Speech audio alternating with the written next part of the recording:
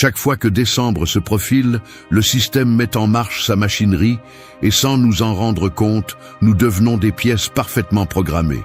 On nous ordonne de célébrer, de dépenser, d'offrir, de porter un toast, de nous comparer et de nous endetter, comme si le calendrier dictait la direction de notre vie et de notre énergie. Il ne s'agit pas seulement de lumières et de souhaits, mais d'une chorégraphie collective qui, année après année, nous entraîne vers l'épuisement, l'anxiété et une dette qui pèse plus que n'importe quel toast vide. Quand a été la dernière fois que tu as vraiment choisi comment vivre ces dates?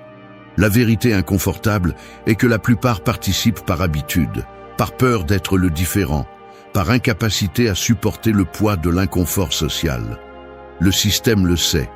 Tant que tu te distrais à accomplir des rituels imposés, tu te déconnectes de ta volonté et ta liberté s'affaiblit en silence. Ici, la discipline stoïque n'est pas un ornement philosophique, mais un bouclier.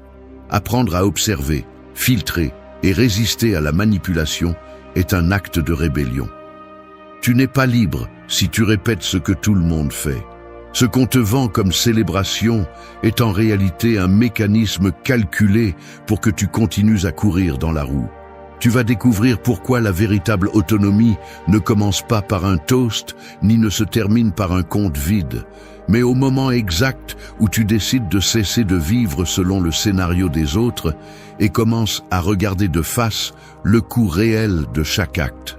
La liberté ne se célèbre pas, elle se construit pas à pas, en dehors du théâtre collectif. 1. Remets en question le sens de chaque célébration. La plupart des gens célèbrent sans comprendre pourquoi. C'est la réalité inconfortable. Tu te traînes d'un rituel à l'autre, simplement parce que c'est ce qui est attendu, parce que c'est dicté par le calendrier, parce que c'est ce que font tous ceux qui t'entourent.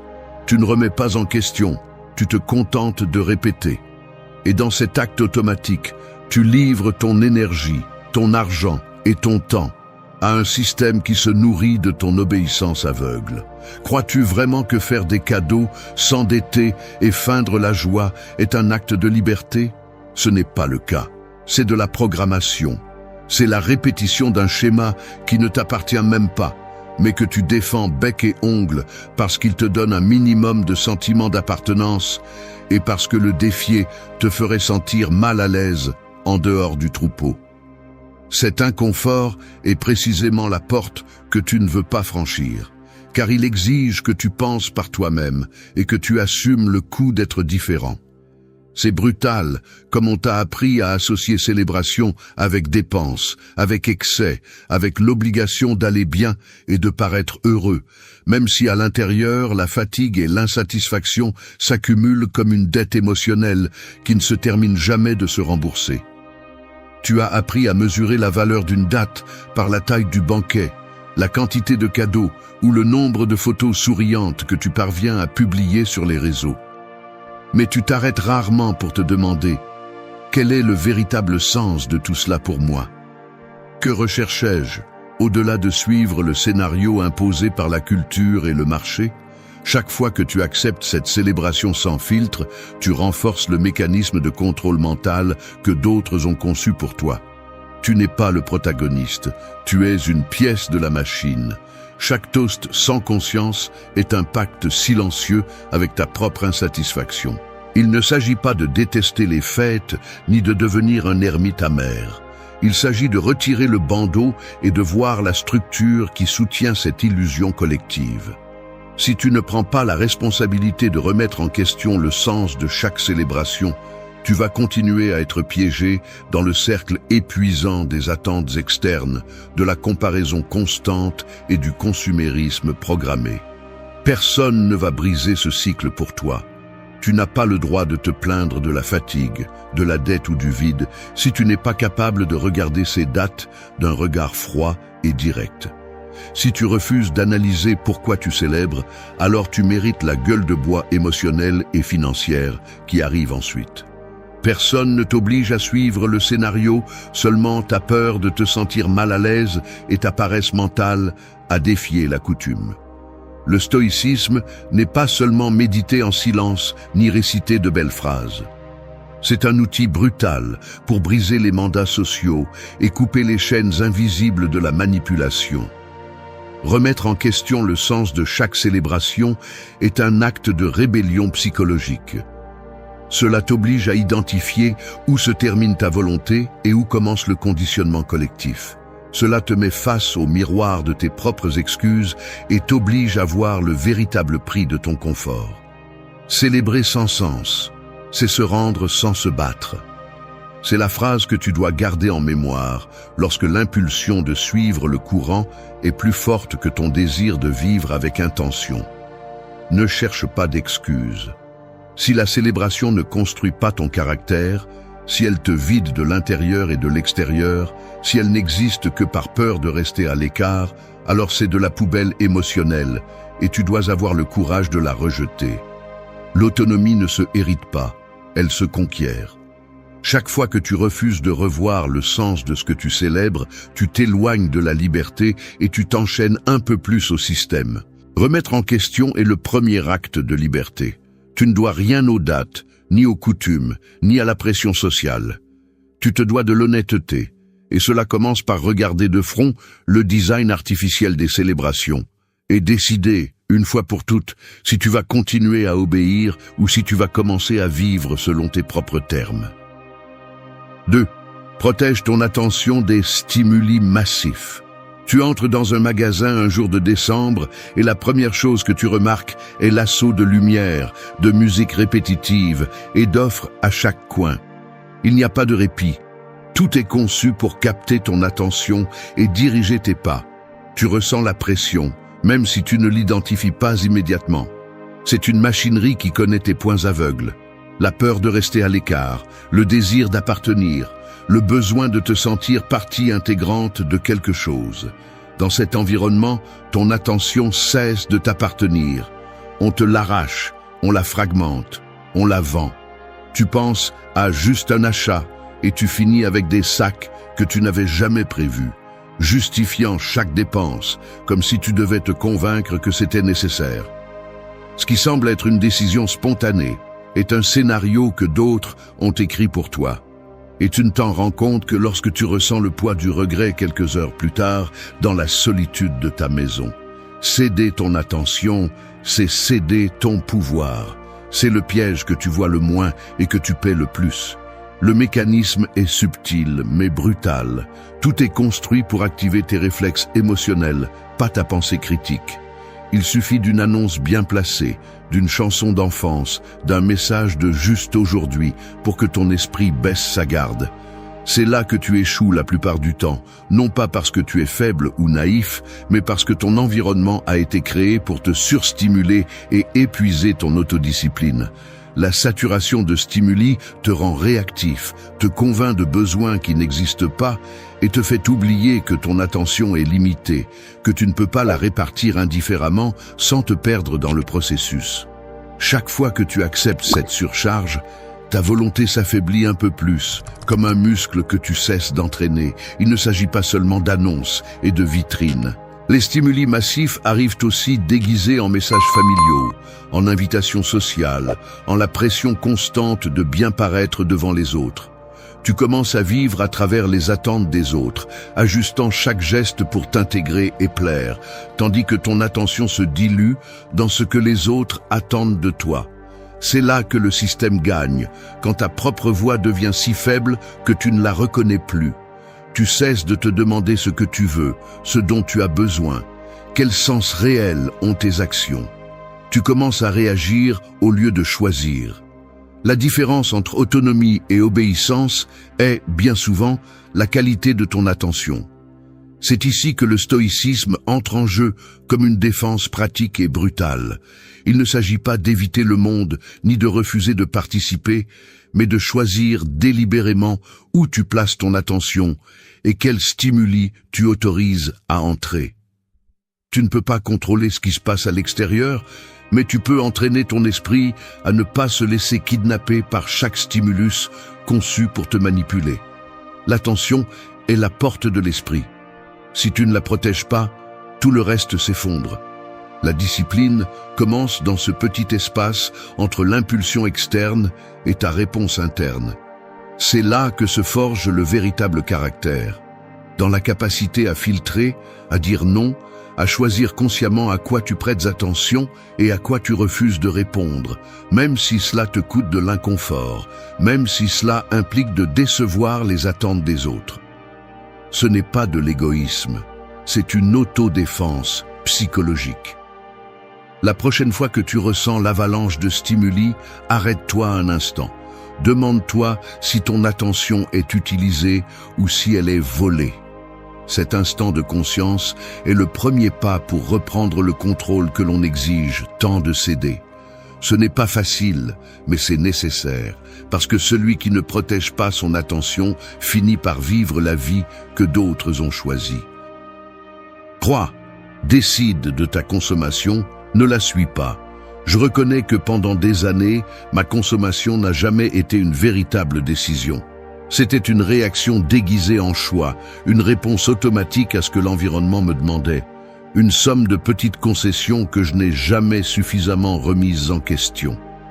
Chaque fois que je me trouvais face à la tentation d'acheter, je trouvais toujours une excuse.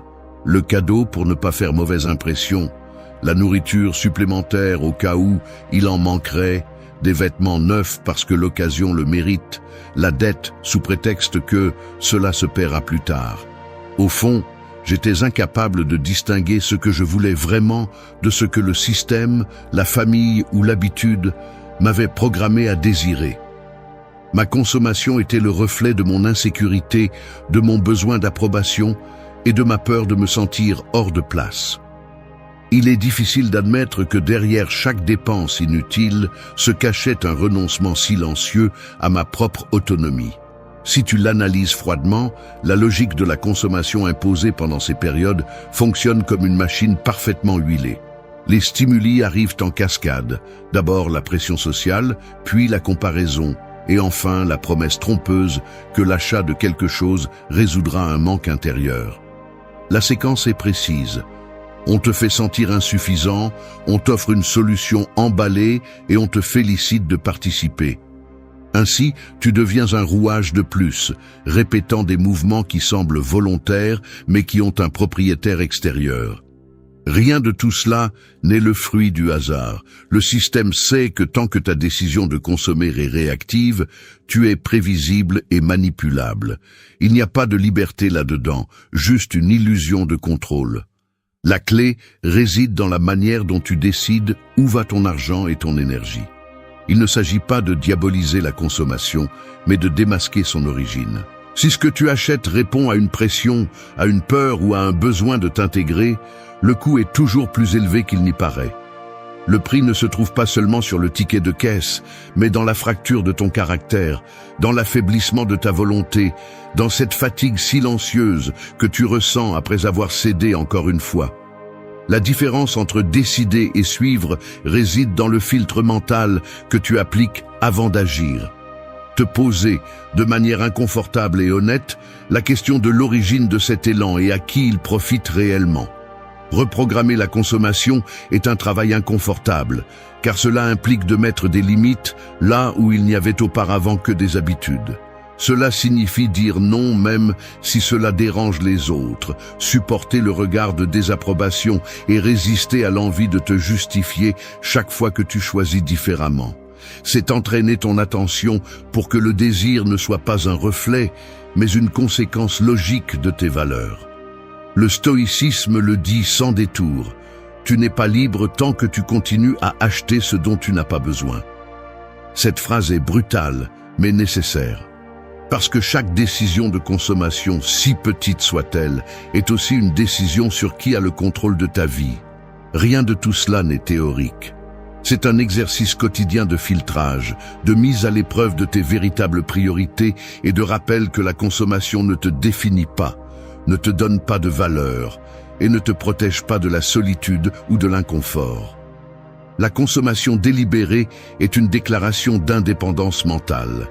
Chaque fois que tu choisis en pleine conscience, tu récupères un peu de ce pouvoir qui t'a été silencieusement arraché. Décide de ta consommation, ne la suis pas.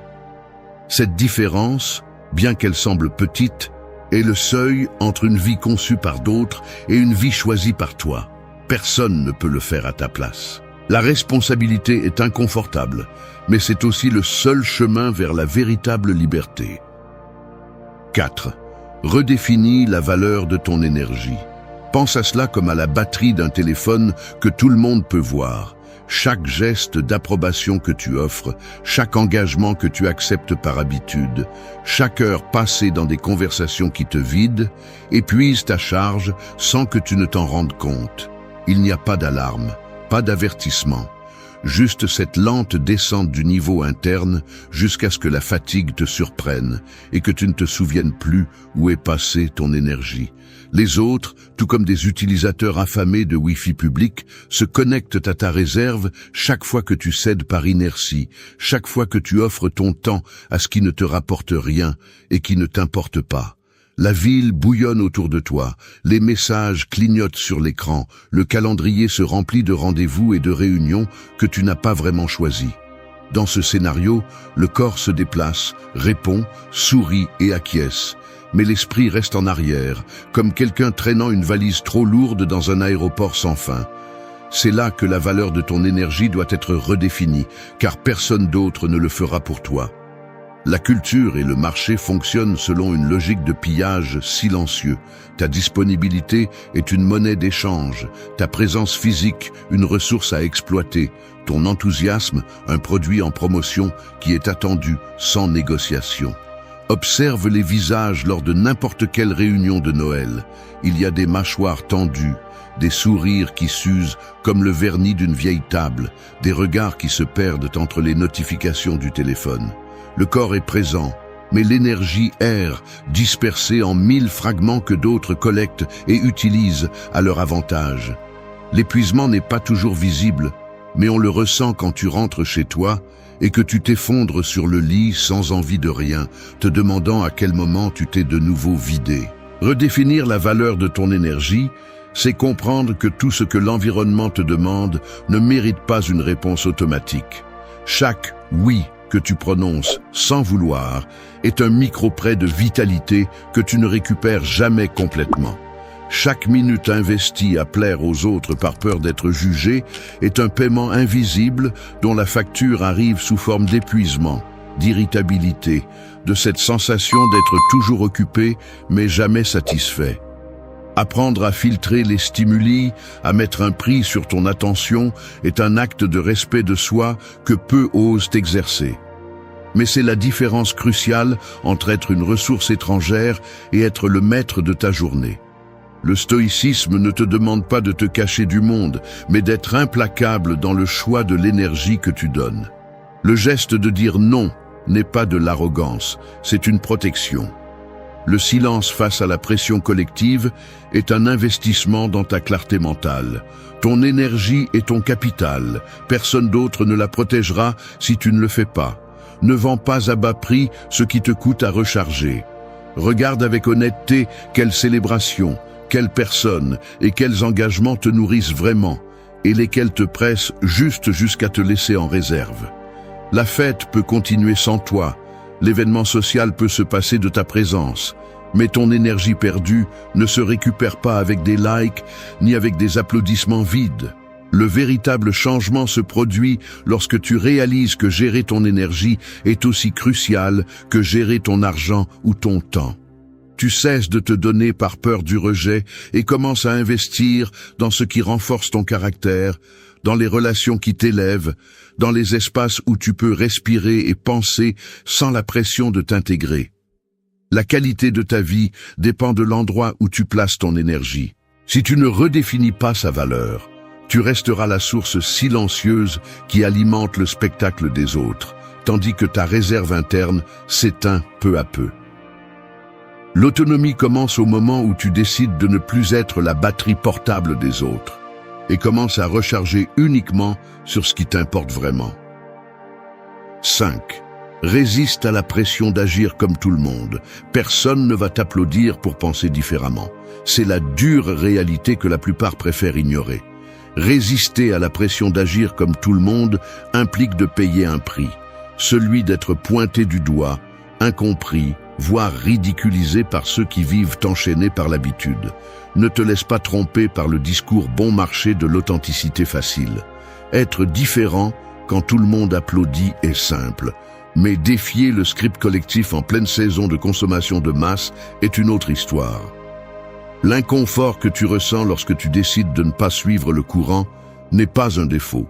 C'est le symptôme que ta volonté est en train de s'éveiller.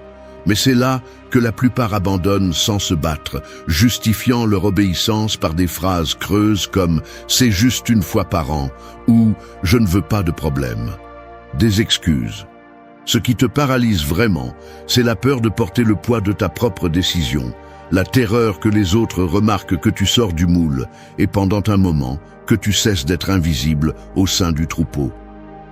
La pression sociale est le filtre qui sépare ceux qui parlent seulement de liberté de ceux qui l'exercent par des actes concrets. Si tu craques au premier geste de désapprobation, alors ton autonomie n'est qu'une pause. Le système n'a pas besoin de chaîne physique pour te plier, il lui suffit de la force invisible de l'approbation collective. On t'apprend depuis petit à ne pas te démarquer, à faire taire ta voix intérieure quand elle contredit la norme, à ressentir de la culpabilité si tes choix dérangent ceux qui t'entourent. Le résultat est une génération d'adultes fatigués de feindre l'enthousiasme, mais trop à l'aise pour sortir de la file. Et puis, tu te demandes pourquoi tu ressens ce vide après chaque célébration. Pourquoi la satisfaction s'évapore si vite et la dette émotionnelle et financière reste? Ce n'est pas de la magie, c'est une conséquence. L'obéissance répétée devient un reflet. Chaque fois que tu cèdes, tu renforces le schéma et tu deviens ton propre geôlier. Tu veux une phrase à retenir? Le prix d'être pareil est la trahison de ce que tu es. Il n'y a pas de concession mineure. Chaque concession est une fracture dans ton caractère qui, additionnée, finit par te transformer en spectateur de ta propre vie. La véritable différence ne réside pas dans ce que tu dis, mais dans ce que tu as le courage de soutenir lorsque tout le monde te pousse dans la direction opposée. Rompre la dynamique d'agir comme les autres n'est pas une question de rébellion superficielle, mais de discipline mentale et de clarté de but. On va te regarder bizarrement, on va questionner tes motivations, on va essayer de te ramener dans le circuit de l'approbation mutuelle. Ta tâche est de résister à cette traction, même si cela implique de porter le poids de l'inconfort de la différence. La pression est réelle, mais ton droit à décider ce que tu célèbres, comment tu le célèbres et surtout pourquoi, l'est aussi. Tu n'as pas besoin de permission pour vivre selon tes propres termes, mais tu dois supporter le poids de la désapprobation des autres sans vendre tes principes au premier rabais émotionnel qu'on te propose. Cesse de chercher la validation de ceux qui n'osent rien remettre en question. Le respect de soi ne se mendie pas, il se construit à travers des décisions inconfortables et cohérentes. Chaque fois que tu résistes à la pression d'agir comme tout le monde, tu entraînes ce muscle interne qui te sépare de la médiocrité et te rapproche de l'autonomie réelle. Le stoïcisme n'est pas une posture passive ni un déguisement de supériorité, c'est la pratique quotidienne de choisir délibérément, même lorsque le monde entier exige ta soumission. Être différent n'est pas un accident, c'est une conquête. Si tu oses supporter le poids de cette conquête, tu découvres que la solitude temporaire est le prix le plus bas face à la liberté de ne jamais te trahir à nouveau. Le contraire est facile, suivre le courant, te dissoudre dans la foule, faire semblant que rien n'importe. Mais tu sais la vérité, vivre en pilote automatique, c'est mourir à petit feu. La prochaine fois que la pression d'agir comme tout le monde te submerge, souviens-toi que chaque choix conscient est un acte de résistance et que la dignité n'est jamais bon marché. 6. Utilisez l'argent comme un outil, pas comme une échappatoire. L'argent n'est pas un refuge, c'est un outil. C'est la vérité inconfortable que la plupart préfèrent ignorer lorsque les dates arrivent, où tout l'environnement vous pousse à dépenser comme si votre valeur dépendait de la quantité de billets que vous laissez à la caisse. L'impulsion d'acheter, de faire des cadeaux par obligation, de se lancer dans ce jeu de donner et paraître, ne naît pas d'un besoin réel, mais du désir d'échapper à vos propres vides, de couvrir l'inconfort avec des objets, de vous anesthésier avec la promesse d'une satisfaction qui ne dure jamais. Utilisez l'argent pour fuir votre malaise, votre solitude, la pression de vous intégrer, ne fait que vous enfoncer davantage dans la dette qui ne se voit pas toujours dans les chiffres, la dette envers vous-même pour ne pas affronter ce qui vous pèse réellement.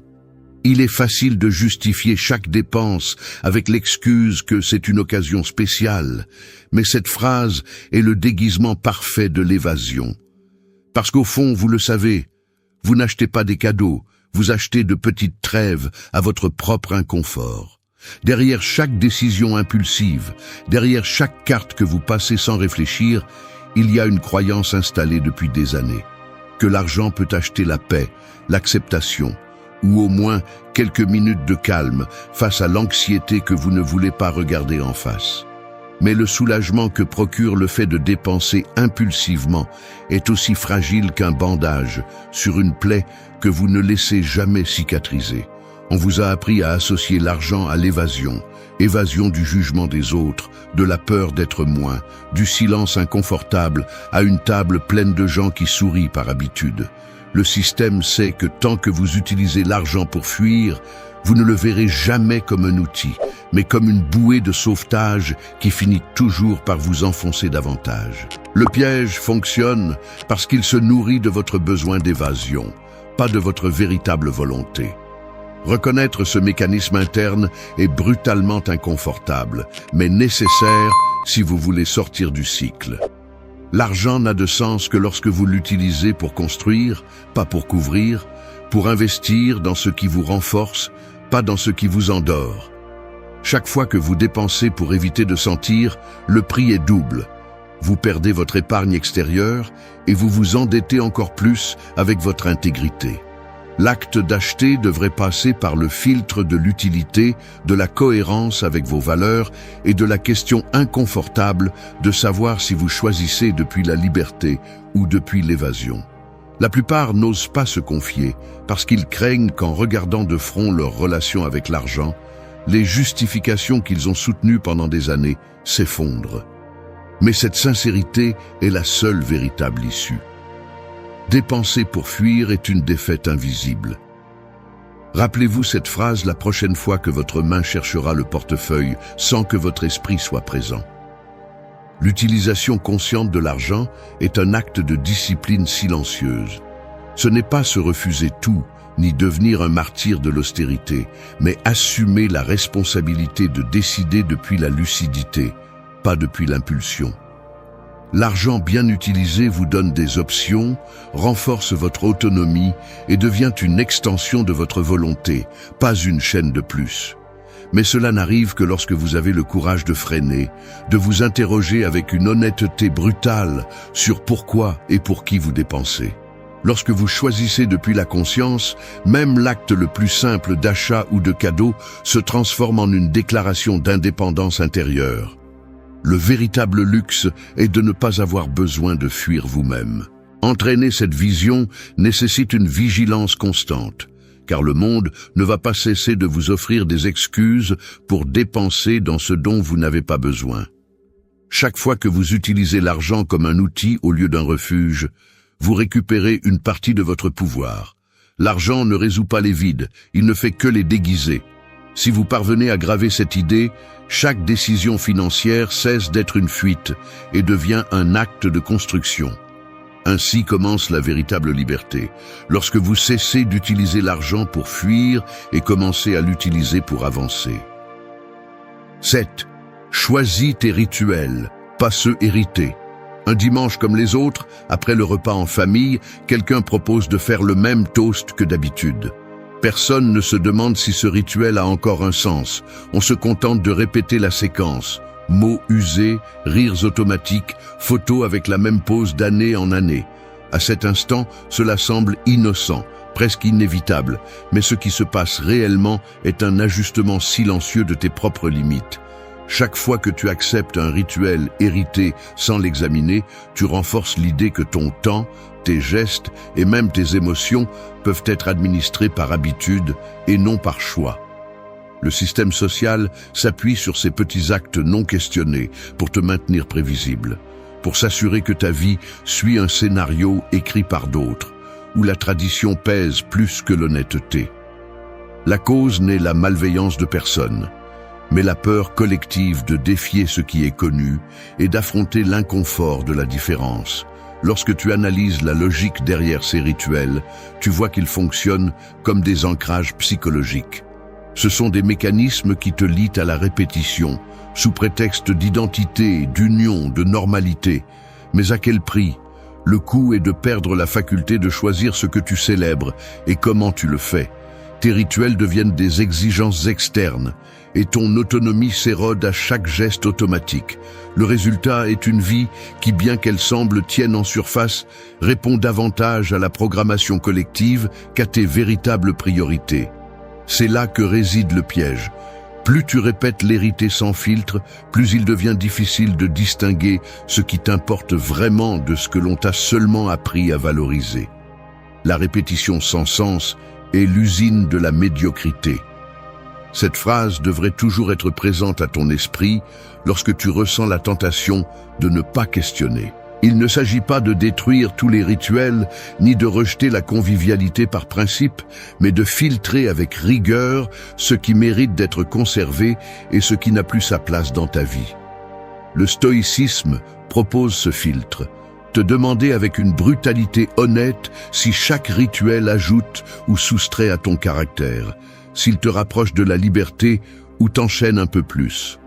Prendre cette décision exige un travail intérieur inconfortable, car cela implique de décevoir des attentes, de supporter des regards de perplexité et d'affronter le vide temporaire qui surgit lorsque tu sors du scénario.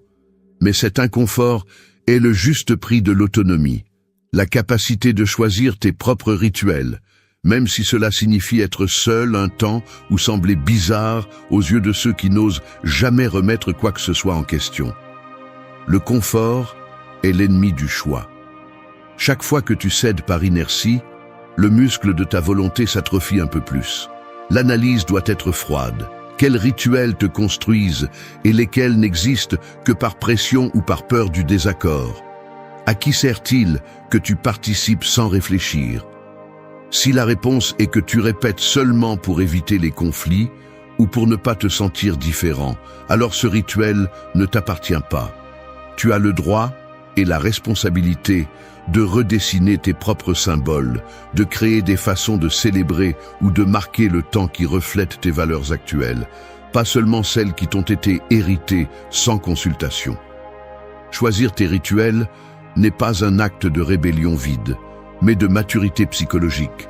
C'est l'exercice conscient de mettre ta vie sous tes propres termes, même si cela implique de perdre les applaudissements faciles de la foule.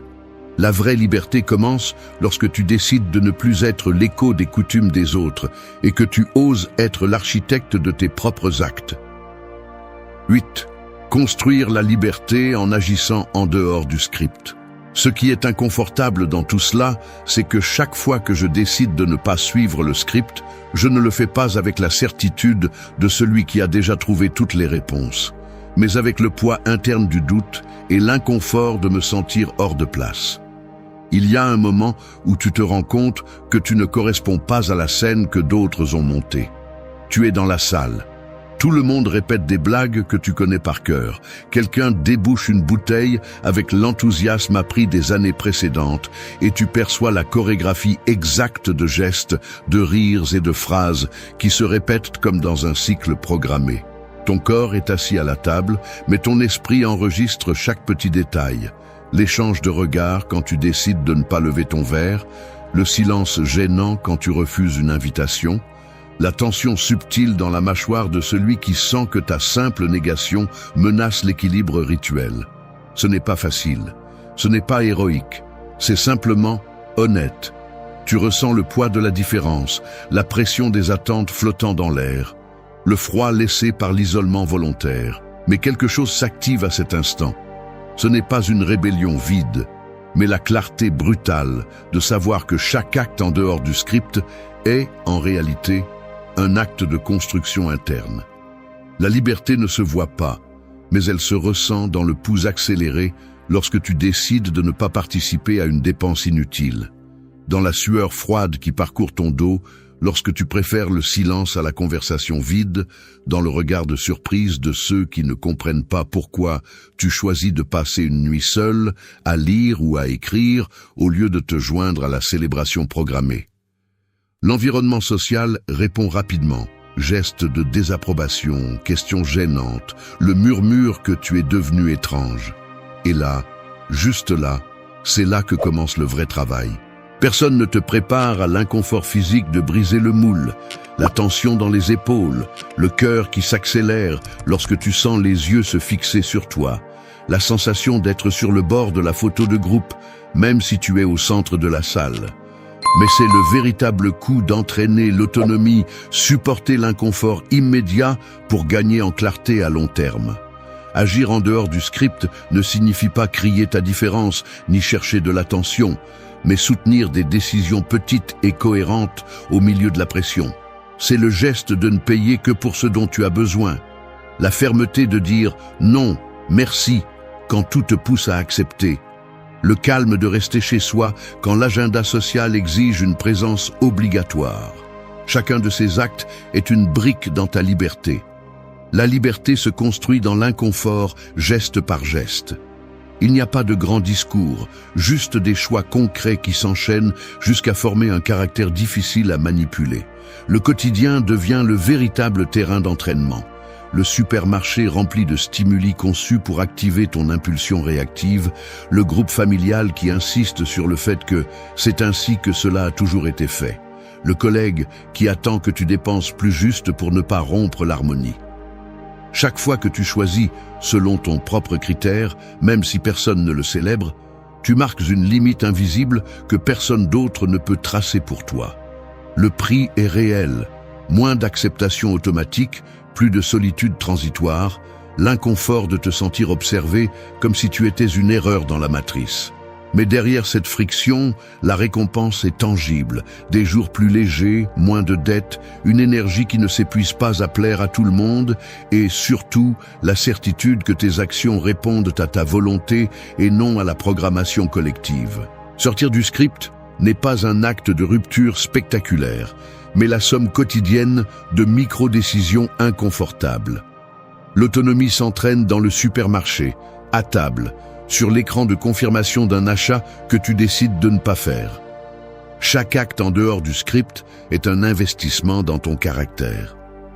Personne ne va t'applaudir pour cela, mais personne ne pourra non plus contrôler une vie que peu à peu, tu reconstruis depuis l'honnêteté et l'intention. Merci d'être resté jusqu'à la fin de la vidéo. Si vous avez tout vu, commentez « Je suis stoïcien » comme notre signe secret, indiquant que vous êtes un véritable apprenant du stoïcisme. N'oubliez pas de vous abonner et de liker la vidéo si elle vous a plu. Rendez-vous dans la prochaine vidéo et rappelez-vous, continuez à cultiver votre esprit stoïque.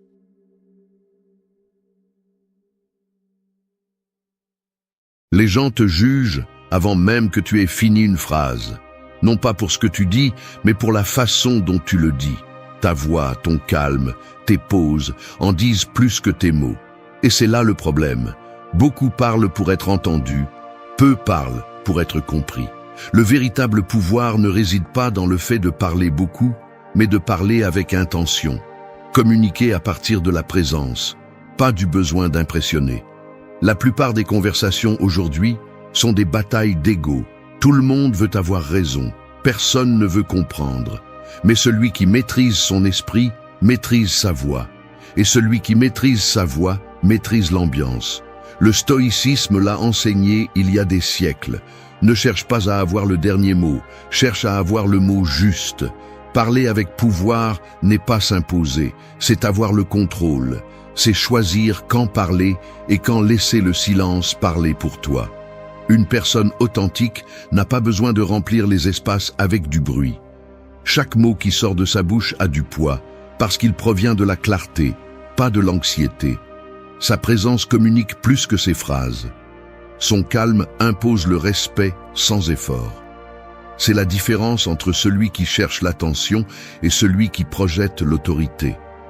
Dans cette vidéo, tu découvriras comment transformer la façon dont les gens te perçoivent et se connectent à toi. Tu apprendras que écouter avec intention vaut plus que répondre rapidement, que dire « je ne sais pas » avec sérénité inspire plus de confiance que de prétendre tout savoir, et qu'un silence bien utilisé peut être ton arme la plus puissante. La communication stoïcienne ne cherche pas à impressionner, elle cherche à se connecter à partir de la vérité. Et quand tu parles à partir de ta vérité, le monde écoute différemment. 1. Écoute avec intention. Écouter, c'est comme accorder un instrument. Si tu entends seulement le bruit, tu ne distingues pas la mélodie. Mais lorsque tu prêtes vraiment attention, chaque mot révèle une note, chaque silence, un rythme. Dans un monde où tout le monde parle pour être compris, peu écoutent pour comprendre. La plupart attendent leur tour pour répondre, pas pour se connecter. Mais si tu veux transformer la façon dont les gens te perçoivent, apprends à écouter avec intention. Car le silence attentif peut avoir plus de pouvoir que le discours le plus éloquent. Écouter avec intention ne signifie pas rester silencieux pendant que l'autre parle. C'est être présent avec tout ton corps et ton esprit. C'est regarder sans juger, c'est laisser l'autre se sentir vu, pas évalué. Les gens se souviennent de comment tu les as fait se sentir, pas de combien tu as bien parlé. Un stoïcien n'interrompt pas, n'assume pas, ne réagit pas rapidement. Il observe, il laisse les mots de l'autre atteindre son esprit, passer par son filtre intérieur, et seulement alors il répond, si nécessaire. Parce que toutes les conversations n'ont pas besoin de réponse, certaines demandent simplement à être comprises. Quand tu écoutes avec intention, tu deviens différent. Tu ne fais pas de compétition, tu n'essaies pas d'impressionner, tu ne remplis pas les vides avec du bruit. Tu laisses l'énergie du moment couler sans avoir besoin de prouver quoi que ce soit. Cela transmet de la confiance. La personne qui peut rester silencieuse pendant que l'autre se défoule, sans perdre son calme, démontre une maîtrise intérieure. Ce calme est magnétique. Il désarme les égos et crée de la confiance. Les gens font confiance à celui qui les écoute, pas à celui qui les interrompt. Les grands philosophes le savaient. Marc Aurèle disait qu'apprendre à écouter, c'est apprendre à vivre, car la sagesse entre par les oreilles avant la bouche. Écouter avec intention signifie aussi ne pas prendre les paroles des autres comme des vérités absolues. Tu apprends à filtrer. Tu prends ce qui te nourrit, tu écartes ce qui ne le fait pas. Un sage n'absorbe pas tout, il sélectionne ce qui en vaut la peine. Et cette sélection nécessite de l'attention, pas de la réaction. Quand quelqu'un te parle, ne regarde pas ton téléphone, ne pense pas à ce que tu vas répondre, ne cherche pas la phrase parfaite pour paraître intelligent. Écoute simplement, écoute avec les yeux, avec les gestes, avec la présence. Pose des questions avec une véritable curiosité. Pourquoi penses-tu cela ? Comment te sentais-tu ? Parce que lorsque tu poses de vraies questions, l'autre personne se sent valorisée. Et quand quelqu'un se sent valorisé, il s'ouvre. Et quand il s'ouvre, il fait confiance. Et quand il fait confiance, il écoute en retour. L'intention derrière l'écoute crée un cercle invisible de respect. Il ne s'agit pas d'écouter par politesse, mais d'écouter parce que tu tiens à comprendre, pas à gagner. Cela change tout. Parce que dans un monde où tout le monde parle, celui qui écoute se démarque. Et il ne se démarque pas parce qu'il veut le faire, mais par son calme, par son focus, par sa façon de ne pas avoir besoin d'être le centre d'attention. Apprendre à écouter avec intention est une pratique stoïcienne, une forme de discipline mentale. Elle t'apprend à arrêter ton impulsion de réagir, à observer avant de répondre, à ne pas prendre les choses comme des attaques, mais comme de l'information. Et quand tu fais ça, tu n'améliores pas seulement tes conversations, tu améliores ta vie. Parce que tu comprends que derrière chaque mot, il y a une émotion. Derrière chaque silence, une histoire. Alors, la prochaine fois que quelqu'un te parle, ne cherche pas à briller. Écoute, n'interromps pas, ne pense pas à corriger. Sois juste là, présent, avec l'esprit tranquille et le cœur ouvert. Cette simple action, qui semble si petite, peut changer la façon dont les gens te perçoivent pour toujours. Parce qu'écouter avec intention est plus qu'une compétence, c'est une forme de respect. Et le respect, lorsqu'il est ressenti, transforme la communication en quelque chose de puissant, d'authentique et de profondément humain. 2. Dis « je ne sais pas » calmement. L'ego parle en premier, la sagesse attend. Dans une société qui idolâtre avoir des réponses, dire « je ne sais pas » est presque un acte de rébellion. Mais cette phrase, si simple, a un pouvoir immense. Elle ne t'affaiblit pas, elle t'humanise. Elle ne te retire pas d'autorité, elle la multiplie. Car le véritable sage n'a pas peur d'admettre son ignorance, il a peur de feindre ce qu'il n'est pas. Et bien que beaucoup ne le voient pas, cette tranquillité avec laquelle tu reconnais une limite génère plus de respect que n'importe quel discours plein de certitudes vides. Nous vivons à une époque où tout le monde a une opinion sur tout, où se taire semble synonyme d'ignorance. Mais l'ignorance n'est pas dans le fait de ne pas savoir, elle est dans le fait de parler sans fondement. Dire « je ne sais pas » avec sérénité démontre une maîtrise de soi, car ta valeur ne dépend pas d'avoir toujours raison. Les gens qui se sentent sûrs d'eux n'ont pas besoin de prétendre à l'omniscience, car ils comprennent que la connaissance est infinie et l'arrogance limitée. Cette différence est ce qui sépare les sages des bruyants. Quand tu reconnais que tu ne sais pas quelque chose, tu ne montres pas de faiblesse, tu montres de la clarté. L'admettre te libère du poids de la feinte. C'est un signe d'autoconscience, et l'autoconscience est l'une des vertus les plus puissantes qui existent. Les gens perçoivent quand quelqu'un parle de l'ego et quand il parle de la vérité. Et bien que l'ego impressionne pour un moment, la vérité connecte pour toujours. Dire « je ne sais pas » est une pratique stoïcienne, car elle implique d'accepter ce qui est hors de ton contrôle. Tu ne peux pas tout savoir, tu ne peux pas tout comprendre, et prétendre le contraire ne fait que t'éloigner de la tranquillité. Épictète le résumait parfaitement. Ce ne sont pas les choses qui nous perturbent, mais les opinions que nous avons sur elles. Si tu ne sais pas quelque chose, tu n'as pas besoin d'avoir une opinion. Tu peux observer, apprendre et ensuite décider. Cette pause est le signe d'un esprit mature. La tranquillité avec laquelle tu prononces un « je ne sais pas » transmet une sécurité émotionnelle. Car seul celui qui n'a pas peur de paraître ignorant peut inspirer une véritable confiance. Les gens font plus confiance à celui qui est honnête qu'à celui qui prétend tout savoir. L'humilité, bien utilisée, impose le respect. Quand quelqu'un te pose une question et que tu réponds calmement « je ne sais pas, mais je peux le découvrir », ce que tu dis vraiment est « je n'ai pas besoin de feindre pour valoir ». Cette énergie se ressent. Le monde est plein de voix qui parlent pour combler le vide, mais le silence de celui qui admet son ignorance a plus de force que 1000 opinions sans substance. Il n'y a pas de honte à ne pas savoir. La honte est dans le refus d'apprendre.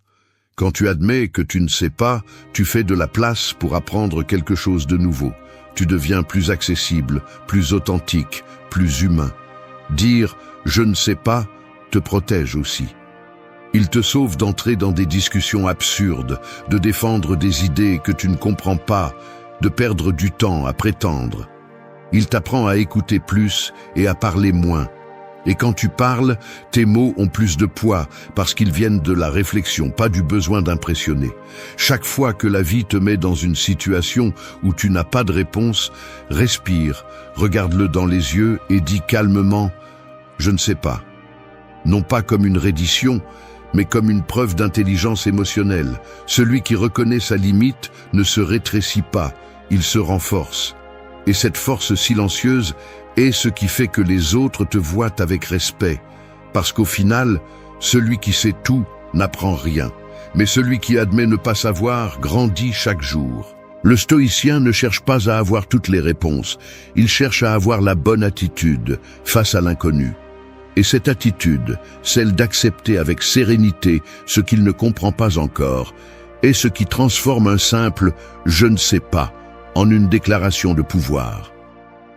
3. Reconnaître avant de conseiller. Les mots sont comme des médicaments. Ils peuvent guérir ou ils peuvent blesser. Mais avant d'offrir un remède, tu dois comprendre la blessure. Beaucoup parlent pour réparer, peu écoutent pour comprendre. C'est la différence entre celui qui conseille depuis son ego et celui qui accompagne depuis l'empathie. Dans le monde actuel, la plupart des gens ne cherchent pas de l'aide, ils cherchent à se sentir compris. Et quand tu apprends à reconnaître la douleur de l'autre avant d'essayer de la résoudre, ta communication cesse d'être du bruit et devient une connexion. Conseiller sans reconnaître, c'est comme prescrire sans diagnostic. C'est parler depuis la hâte, pas depuis la présence. Les gens n'ont pas toujours besoin d'une solution. Souvent, ils ont juste besoin que quelqu'un les écoute sans juger. Avant de dire « tu devrais faire ça », dis « je comprends comment tu te sens ». Cette petite différence transforme complètement l'énergie d'une conversation. La première phrase impose, la seconde embrasse. Et dans la communication stoïcienne, comprendre vient avant de corriger. Reconnaître ce que l'autre ressent nécessite de l'humilité. Cela nécessite de lâcher le désir d'avoir raison et d'ouvrir un espace pour la compréhension. Tu ne peux pas voir clairement si tu es concentré sur la victoire. Le stoïcien ne cherche pas à démontrer sa sagesse, il cherche à appliquer sa sagesse dans ses relations avec les autres. Reconnaître n'est pas une faiblesse, c'est une maturité. C'est comprendre que chaque personne voit le monde à travers sa propre histoire, et la juger à partir de la tienne est une erreur de perception. Quand tu valides les émotions des autres, tu génères de la confiance. Non pas parce que tu es d'accord avec tout, mais parce que tu montres du respect pour l'expérience de l'autre. Dire « cela a dû être difficile » ou « je peux imaginer ce que tu as ressenti » ne coûte rien, mais a un impact profond. Parce que derrière chaque réaction, il y a une raison que tu ignores. Derrière chaque silence, il y a une histoire qu'on ne t'a pas racontée. Et quand tu prends une seconde pour reconnaître cela, tu fais preuve d'intelligence émotionnelle et de maîtrise intérieure. L'erreur commune est de penser que conseiller rapidement montre de l'intérêt. En réalité, cela révèle souvent de l'impatience. Les gens ne cherchent pas à être réparés, ils cherchent à être compris. Un conseil précipité peut sembler indifférent, mais quand tu reconnais d'abord, quand tu prends le temps d'empathiser, ton opinion prend du poids. Tu ne parles pas depuis la théorie, tu parles depuis la connexion. Et la connexion est ce qui fait que tes mots pénètrent, pas ta logique. Le stoïcisme enseigne à observer avant d'agir. Et dans la communication, cette observation se traduit par la reconnaissance. Tu n'as pas besoin d'avoir une réponse immédiate. Parfois, le meilleur conseil est un silence attentif, un regard sincère ou un simple « je te comprends ». Cela crée un espace sûr où l'autre peut baisser sa garde. Et quand il baisse sa garde, il t'écoute vraiment. Apprendre à reconnaître avant de conseiller te protège aussi. Cela évite les malentendus, les disputes et les réactions inutiles. Parce qu'en reconnaissant, tu désactives la défense de l'autre. Personne ne se sent attaqué quand il se sent compris. Et quand les gens ne se sentent pas attaqués, ils sont prêts à écouter. C'est l'art de communiquer avec sagesse, réduire la friction émotionnelle avant de parler. En pratique, tu peux commencer par observer tes propres conversations. Demande-toi, est-ce que j'écoute pour aider ou juste pour répondre? Est-ce que je reconnais le sentiment ou est-ce que je juge l'erreur? La différence entre les deux peut complètement changer la façon dont les gens te perçoivent. Parce que celui qui se sent compris fait confiance, et celui qui fait confiance t'écoute. Reconnaître avant de conseiller est l'un des signes les plus clairs de maturité émotionnelle. Cela t'apprend à freiner l'impulsion d'imposer ton point de vue, à privilégier l'empathie sur l'orgueil. Et le plus important, cela te rend conscient du pouvoir de tes mots. 4. Maîtrise le silence. Le silence est comme une épée invisible. Il ne fait pas de bruit, mais il coupe profondément. Alors que beaucoup pensent que parler plus est synonyme de pouvoir, les sages savent que la véritable force réside dans la pause, dans ce calme qui dérange ceux qui ne peuvent pas supporter leur propre bruit. Dans un monde qui crie, se taire avec intention est une forme d'autorité. Le silence n'est pas vide, c'est de l'énergie concentrée. C'est la voix de celui qui n'a pas besoin de prouver quoi que ce soit, parce que sa présence dit tout. Maîtriser le silence ne signifie pas s'isoler ou garder du ressentiment. Cela signifie apprendre à choisir ses batailles, ses mots et ses moments. Celui qui parle sans réfléchir se livre, celui qui se tait avec conscience se renforce. Tous les commentaires ne méritent pas de réponse. Toutes les provocations ne méritent pas d'attention. Parfois, le plus grand signe d'intelligence est simplement de ne pas réagir. Et ce n'est pas de la passivité, c'est du contrôle. Car celui qui ne se laisse pas emporter par les émotions du moment montre qu'il a déjà gagné, même avant de répondre. Les gens ont tendance à confondre le silence avec la faiblesse, mais cela ne révèle que leur propre malaise. Ils ne supportent pas le silence parce qu'ils se confrontent à eux-mêmes. Le silence expose ce que les mots tentent de cacher. Quand tu te tais intentionnellement, tu forces l'autre à regarder à l'intérieur. C'est pourquoi les sages dérangent, non pas parce qu'ils parlent trop, mais parce qu'ils savent quand se taire. Dans le silence bien utilisé, il y a un pouvoir qu'aucun cri ne peut égaler. Le stoïcisme l'a enseigné clairement. Maîtrise ton esprit et tu maîtriseras tes réactions. Le silence est l'un des tests les plus difficiles pour y parvenir. Le maintenir nécessite de la force, pas de la lâcheté. Celui qui sait garder le silence face à la provocation ne réprime pas, il choisit. Il ne cherche pas à gagner des discussions, il cherche à préserver sa paix. Et c'est ce que les gens respectent, même sans comprendre pourquoi. La maîtrise du silence projette du respect, de la sécurité et un calme que peu possèdent. Le silence te donne aussi un avantage. Dans une conversation, celui qui sait se taire observe plus. Il écoute ce que les autres révèlent sans le vouloir. Il remarque les gestes, les nuances, les tremblements de voix. Il apprend à lire ce qui n'est pas dit. Cette information est de l'or. Elle te permet de répondre avec précision, pas avec impulsion.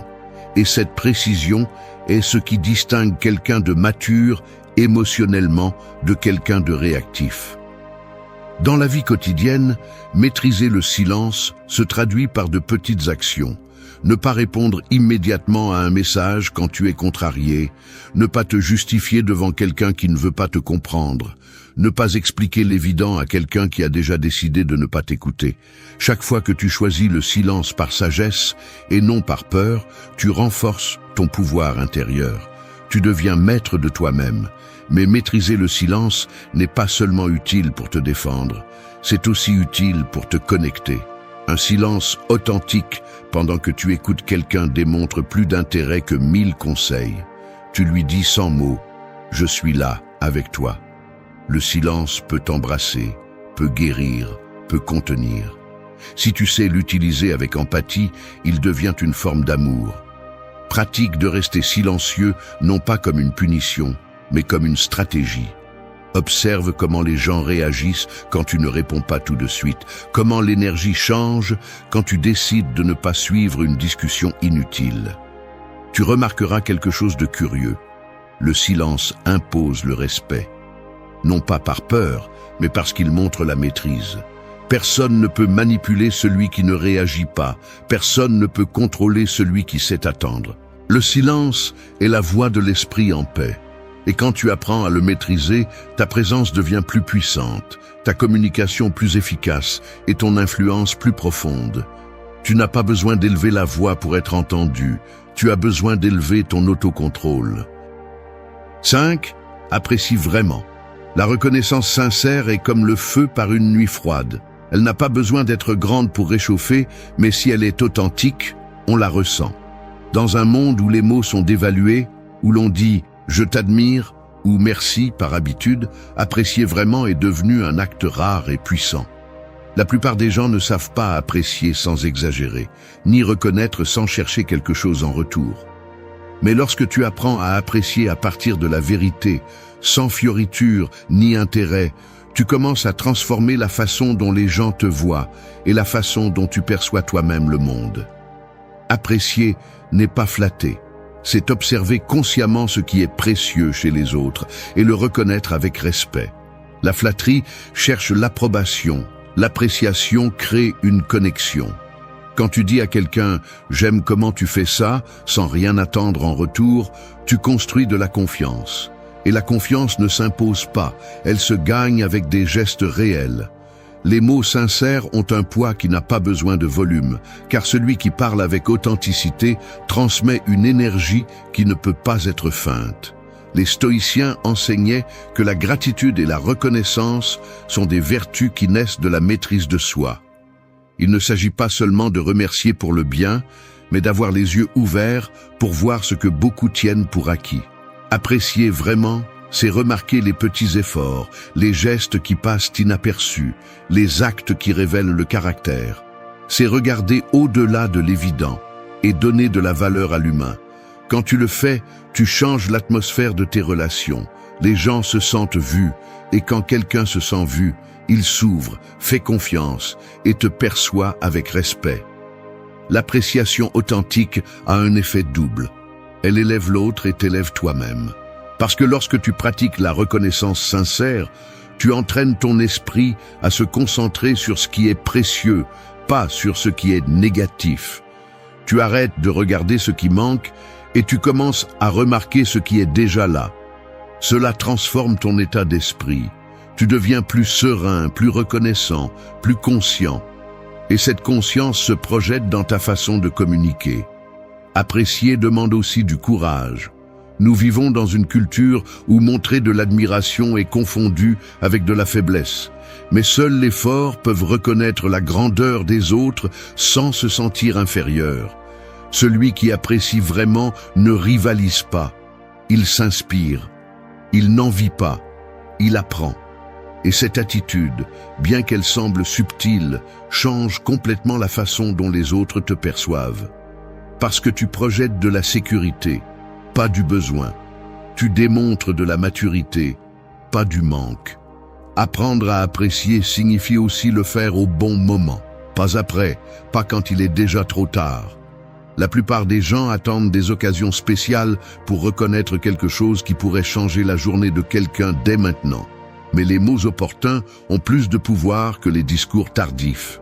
Dire à quelqu'un « j'apprécie ce que tu as fait » au bon moment peut renforcer une relation plus que n'importe quelle promesse. Cependant, l'appréciation doit être pure. Elle ne doit pas être utilisée comme une stratégie ou comme une manipulation. Si elle n'est pas honnête, elle semble fausse, et le faux détruit plus rapidement que le silence. C'est pourquoi, avant de parler, assure-toi de ressentir ce que tu vas dire. Si tu le ressens, dis-le sans fioriture, sans théâtralité. Parfois, un simple merci pour ça suffit. Dans un monde plein de bruit, les mots simples et sincères sont ceux qui ont le plus d'impact. Pratiquer l'appréciation te rend conscient de la valeur qui t'entoure. Tu commences à remarquer ce que tu ignorais auparavant. L'effort de celui qui travaille avec toi, la loyauté silencieuse d'un ami, la présence constante de quelqu'un qui ne demande jamais de reconnaissance. Cette habitude n'améliore pas seulement tes relations, elle améliore ton caractère. Parce que l'âme qui apprécie ne vit pas dans le manque, elle vit dans l'abondance. 6. Apprenez à dire non. Dire non est comme construire un mur invisible. On ne le voit pas, mais il protège tout ce que vous aimez, votre temps, votre énergie, votre calme. La plupart des gens ont peur de prononcer ce mot parce qu'ils pensent qu'ils perdront de l'affection, des opportunités ou de l'acceptation. Mais la vérité est que chaque fois que vous dites oui alors que vous voulez dire non, vous vous trahissez un peu plus. Apprendre à dire non n'est pas rejeter le monde, c'est vous choisir. Et dans un monde où tout le monde cherche à plaire, avoir le courage de refuser est l'une des formes les plus claires de respect de soi. Le non est une déclaration de limites, et les limites sont le langage de l'amour de soi. Sans eux, n'importe qui peut entrer, rester et prendre le meilleur de vous sans permission. Beaucoup pensent qu'être gentil signifie toujours dire oui, mais la gentillesse sans limite devient de l'esclavage émotionnel. Le stoïcisme enseigne que celui qui ne contrôle pas sa vie finit par être contrôlé par les désirs et les attentes des autres. Dire non calmement n'est pas une agression, c'est un équilibre. C'est dire « je comprends ce que tu me demandes, mais je dois maintenant prioriser ce dont j'ai besoin ». Quand vous apprenez à dire non sans culpabilité, votre énergie change. Vous cessez d'être prévisible, vous cessez d'être disponible pour tout et pour tous. Votre temps commence à avoir du poids et les gens commencent à vous apprécier différemment. Parce que quand vous vous appréciez, le monde répond à la même fréquence. Le problème n'est pas qu'on vous demande trop, mais que vous acceptez plus que vous ne pouvez donner. Personne ne peut abuser de vos limites si vous les maintenez fermement. Dire non est aussi une façon de communiquer la sagesse. Cela signifie que vous savez ce qui vous apporte et ce qui vous enlève, que vous n'avez pas besoin de justifier chaque décision ni de vous expliquer à tout le monde. Vous n'avez pas à faire un discours pour protéger votre paix. Un simple « je ne peux pas en ce moment » ou « je ne suis pas disponible pour ça » suffit. Les gens qui sont dérangés par vos limites ne cherchent pas la connexion, ils cherchent le contrôle. Et à ce stade, se taire est aussi une façon de dire non. Le stoïcisme enseigne que la maîtrise de soi se reflète dans les petites décisions. Chaque non conscient que vous prononcez vous entraîne à ne pas céder à la pression, à la manipulation ou à la culpabilité. Il vous rappelle que votre temps est fini et votre énergie sacrée. Dire non vous permet de vivre avec plus d'intention, de vous concentrer sur l'essentiel et de lâcher ce qui ne vous mène nulle part. Vous ne pouvez pas être sage si votre esprit est plein d'engagements inutiles. Vous ne pouvez pas avoir de clarté si votre agenda est rempli de choses que vous avez acceptées par peur de décevoir. La prochaine fois que vous serez tenté de dire oui, par habitude, arrêtez-vous une seconde. Demandez-vous si vous le faites par désir ou par peur. Si c'est par peur, la réponse correcte est probablement non. Et vous n'avez pas besoin de le crier ou de le justifier. Le non le plus puissant est celui qui est dit avec sérénité, sans anxiété ni culpabilité. Ce calme projette de l'autorité. Il transmet que vous êtes en contrôle de vous-même. Dans la vie, les personnes que vous respectez le plus ne sont pas celles qui cherchent toujours à plaire, mais celles qui ont le courage d'être cohérentes. Celui qui apprend à dire non quand c'est nécessaire démontre de la clarté et de la maturité. Cette clarté est la base de toute communication authentique. Parce que si vos paroles ne reflètent pas vos véritables intentions, alors vous ne communiquez pas, vous vous dissolvez. Le non ne divise pas, il ordonne, il n'éloigne pas, il purifie. Il fait de la place pour ce qui compte vraiment. Et quand vous apprenez à l'utiliser avec calme et fermeté, le bruit disparaît. Les bonnes personnes restent et vous récupérez quelque chose d'inestimable, votre pouvoir personnel. Parce que celui qui sait dire non sans peur apprend finalement à dire oui seulement à ce qui a du sens pour lui. 7. Sois cohérent et clair. La cohérence est comme le pouls de l'âme, invisible mais constante. Si elle bat fort, tout coule, tes mots, tes actions, ta présence. Mais quand elle se brise, quand tu dis une chose et en fais une autre, la confiance meurt. D'abord chez les autres, puis en toi. Nous vivons à une époque où les apparences pèsent plus que la vérité, où beaucoup construisent une image qu'ils ne peuvent pas soutenir. Cependant, le respect ne se gagne pas avec des discours ou des promesses, il se gagne avec la cohérence. Être cohérent n'est pas être parfait, c'est être réel, rester aligné avec tes principes même quand personne ne te regarde. Parler clairement et agir différemment est une forme de confusion émotionnelle. Les gens ressentent quand tes mots n'ont pas de racines, quand ce que tu dis n'est pas soutenu par tes actions. Tu peux tromper pendant un certain temps, mais pas pour longtemps. L'incohérence se sent, se perçoit, se ressent. La clarté, en revanche, transmet la sécurité. Celui qui parle clairement et vit ce qu'il dit génère une stabilité émotionnelle chez les autres. Il inspire confiance parce qu'il ne change pas avec le vent. Sa parole vaut parce qu'elle reflète ce qu'il est vraiment. Le stoïcisme enseigne que le caractère se démontre par des actes répétés, non par des intentions. Dire quelque chose de sage ne te rend pas sage. Le faire partie de ta vie, oui. C'est pourquoi la cohérence est une pratique quotidienne, pas une pause. C'est tenir tes promesses, même quand personne ne le remarque. C'est maintenir tes limites, même si cela te coûte des relations. C'est être le même, en public et en privé. Il n'y a pas de pouvoir plus grand que de regarder en arrière et de savoir que tu ne t'es pas trahi toi-même. La clarté dans la communication vient aussi de la cohérence. Tu ne peux pas communiquer avec force si tu es en contradiction avec toi-même. Quand tes mots viennent de la confusion, les autres le perçoivent, même s'ils ne peuvent pas l'expliquer. Mais quand tu parles avec conviction, ton ton change, ton regard s'affirme, ton énergie devient stable. Tu n'as pas besoin de convaincre. Ton authenticité le fait pour toi. La clarté coupe la manipulation, élimine le malentendu et nettoie l'atmosphère. Les gens peuvent ne pas être d'accord avec toi, mais ils te respectent parce que tu es clair. Être cohérent implique aussi d'accepter tes erreurs sans te justifier. Personne ne fait confiance à quelqu'un qui se cache derrière des excuses. La cohérence n'exige pas l'infaillibilité, elle exige la responsabilité. Dire « je me suis trompé » avec honnêteté projette plus de force que de feindre la perfection. Quand tu assumes tes mots et tes actions, tu inspires les autres à faire de même. Et cela génère un respect authentique, pas de la peur, du respect. En pratique, la cohérence se reflète dans les petits gestes. Tenir tes promesses, ne pas parler d'intégrité tout en mentant, ne pas prêcher la tranquillité tout en vivant dans le chaos. Les gens observent, même s'ils ne le disent pas. Chaque fois que tu fais le contraire de ce que tu prêches, ta parole perd de sa puissance. Mais quand tes actes et tes mots vont de pair, ta voix acquiert une autorité naturelle. Non pas parce que tu l'imposes, mais parce que tu l'incarnes. La clarté, d'autre part, ne consiste pas à tout dire, mais à dire ce qui est nécessaire avec précision.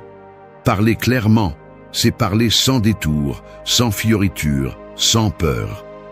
La vérité peut être inconfortable, mais le respect naît d'elle. Un « je préfère être honnête avec toi » vaut plus que 1000 phrases douces dites pour éviter le conflit. La clarté nettoie les relations, sépare le vrai du faux, le stable du superficiel. 8. Arrête d'essayer d'impressionner. Les masques pèsent. Au début, ils semblent être des boucliers, mais avec le temps, ils deviennent des chaînes. Essayer d'impressionner est une forme subtile d'esclavage émotionnel, car cela t'oblige à agir pour plaire, à te modeler pour t'adapter, à mesurer ta valeur en fonction du regard des autres. C'est vivre comme un acteur dans une pièce que tu n'as pas choisie. Et plus tu t'efforces de paraître quelque chose, plus tu t'éloignes de ce que tu es vraiment.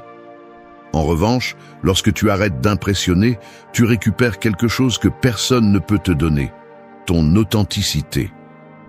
Le désir d'impressionner naît de la peur de ne pas être suffisant, de ne pas être accepté, de ne pas être vu. Mais l'ironie est que plus tu essaies d'être admiré, moins tu crées de véritables connexions. Les gens peuvent t'applaudir pendant un moment, mais tôt ou tard, ils sentent quand il y a de la fausseté derrière. Ce qui attire vraiment n'est pas l'éclat, c'est la vérité. L'éclat s'éteint, la vérité demeure, et celui qui se montre tel qu'il est, sans fioriture, sans exagération, finit par être rappelé pour sa présence, pas pour sa performance. Le stoïcisme enseigne que la vertu n'a pas besoin de promotion. Sénèque disait que la grandeur de l'âme se reconnaît dans le silence des actions, pas dans la recherche de reconnaissance. Essayer d'impressionner est une bataille perdue, car il y aura toujours quelqu'un de plus charismatique, de plus attrayant ou de plus convaincant. Ne participe pas à ce jeu, crée le tien. Être authentique n'est pas de la rébellion, c'est de l'équilibre. C'est dire avec tes gestes, c'est moi et cela suffit. Quand tu arrêtes d'impressionner, tes mots gagnent en force. Tu parles sans craindre de paraître moins, et cette honnêteté génère du magnétisme. Les gens font confiance à celui qui n'a rien à prouver. Tu arrêtes de remplir les conversations d'exagération ou de phrases répétées et tu commences à parler calmement, naturellement. Tu ne cherches plus l'approbation, tu cherches la connexion. Et la connexion ne se produit que lorsqu'il y a de la vérité. Le besoin d'impressionner est une forme moderne de bruit mental. Il te fait vivre en fonction de la façon dont on te voit, de ce que les autres pensent, de si tu réponds aux attentes. Mais pendant que tu t'adaptes au goût des autres, tu perds les tiens. Le plus dangereux dans le fait d'essayer d'impressionner est que tu t'habitues à jouer. Et quand tu joues trop, tu oublies qui tu es hors de la scène. En revanche, celui qui décide d'être authentique commence à vivre en paix. Non pas parce que tout lui réussit, mais parce qu'il n'a plus besoin d'approbation pour se sentir en paix. L'authenticité n'est pas de l'arrogance, c'est de la liberté. C'est pouvoir dire « j'aime ça, je n'aime pas ça » sans craindre le jugement. C'est pouvoir te tromper sans te cacher, briller sans demander la permission et te retirer sans donner d'explication. Les personnes authentiques projettent du respect, non pas parce qu'elles l'exigent, mais parce que leur énergie l'impose. Elles n'ont pas besoin de convaincre, elles n'ont pas besoin d'embellir, elles sont tout simplement. Et cette cohérence attire plus que tout effort pour impressionner. En pratique, arrêter d'essayer d'impressionner signifie faire moins et être plus. C'est écouter sans penser à ce que tu répondras pour paraître intelligent. C'est parler calmement, sans te presser pour te démarquer. C'est t'habiller, te déplacer et t'exprimer sans l'intention de provoquer l'admiration. C'est te permettre d'être humain, pas un personnage. Le monde est plein de personnes épuisées de faire semblant. Si tu choisis de ne pas le faire, tu te distingues déjà des autres. Ton authenticité devient un acte de résistance face à la superficialité. L'honnêteté, en ces temps de masque, devient un luxe que peu ont le courage de montrer. Quand tu arrêtes d'essayer d'impressionner, tes relations deviennent plus authentiques, ton esprit plus tranquille et ta présence plus forte. Personne ne peut rivaliser avec celui qui ne cherche pas à rivaliser. Tu cesses d'être une copie pour devenir une référence. Merci d'être resté jusqu'à la fin de la vidéo. Si vous avez tout vu, commentez « Je suis stoïcien » comme notre signe secret.